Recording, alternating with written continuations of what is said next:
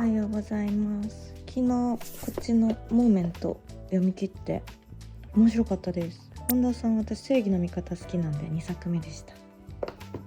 で、こっちは青春小説、十和田湖に何と言っても行きたくなるっていうね。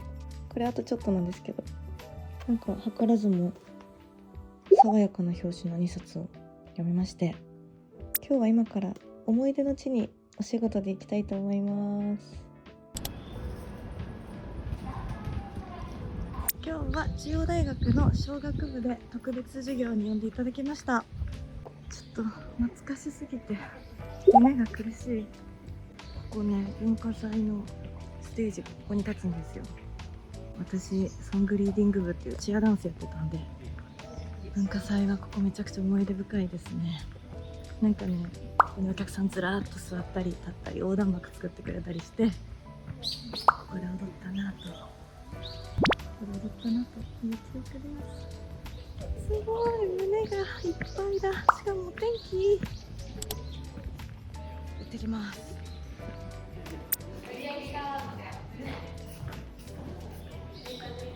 中大は学食が美味しいので有名で、僕いましたね。ほんと安いしいっぱい出るしね、美味しいんですよ。マジで懐かしいな。すごくない？これ八王子、東京なんですよ。山がね見えてすごい。本日はですね、後ほどご紹介しますけど、卒業生でもある森本さんに。中大綺麗だな。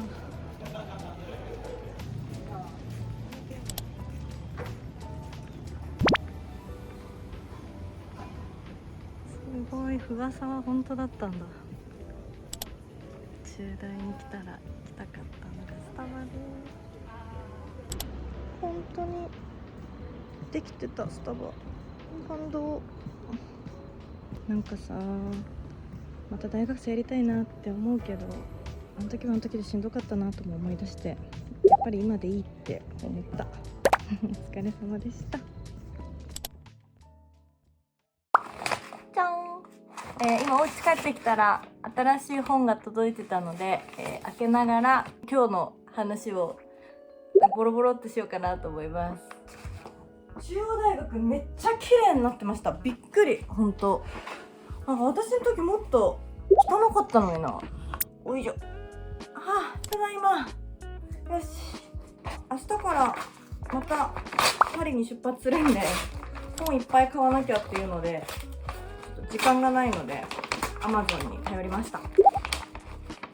本屋さんでね、本当は買いたいけどね、いっぱい買うときはやっぱ Amazon に頼ってしまう。よいしょ。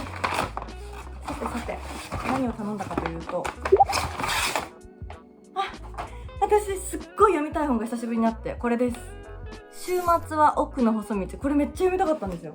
金継ぎの家が良かったって紹介したと思うんですけど、あれに続いてこう人生を見直したり、いろんな雑学を入れながら旅をしていく話が好きだな私と思った時に、これは高校教員の美穂さん30歳が仕事に追われている時に俳句甲子園に出場した友人と SNS で再会し、いつか行ってみたいと思っていた奥の細道を巡る旅に出かけることになったと。週末ごとに松尾芭蕉がたどった地を2人で旅しながら日常を離れ心を休めていく。個人の足跡をたどりながら今を生き直す女性たちの感動の物語。これも多分俳句のことちょっと理解しながら松尾芭蕉の奥の細道についての理解が深まりつつ、こう旅とお仕事に向き合うと思うんですよ。すごい楽しみで、結構いろんなとこ行くんですって。深川からこう白川回ってみたいな。楽しみです。で、もう一個はこれはね、チャイト先週のお店に来てくれた方にお勧めされたのかな。歌集滑走路。私が永遠と力がすごい好きだ、あと加藤千恵さんが好きだって話をしたら、これもいいですよって言われてちょっと買ってみました。これも角川なんだ。私好きな本角川多いんですよね。なのでちょっと久しぶりの歌集、しかも滑走路、これ飛行機の中で読んだらグッときそう。楽しみです。そしてもう一冊、これもちッターズのパーソナル選手をする中でお客様に教えてもらった女の国会、いつか読みたいなってこうツイッターとかね日々時々回ってくるのを見て思っていた方なんで楽しみですね。またこの単行本どうしても読みたかったんで買っちゃった。贅沢ですね。これは幻冬舎、これも、新幹線じゃないや飛行機で読もうと思います。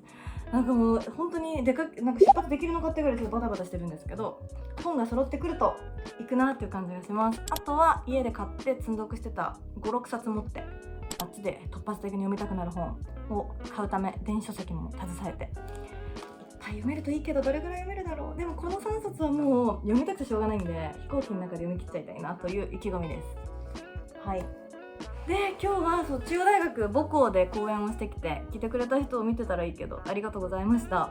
中大めっちゃ綺麗になっててびっくりしたしかもスターバックスができたって噂は聞いてたんですけど本当にあって、はあすごいなと、なんか進化するなって。校舎も綺麗だったし、もうイルミネーションがお金取っていいんじゃないかぐらい綺麗でね、多分日々通ってる学生とか見慣れちゃって全然そんなこと気にも留めてないと思うけど、すごい中大設備綺麗だな、広いなって改めて思いました。私も学生の時は全然そんなこと気にしなかったけど環境大事ですね。中大生は贅沢だなと思いました。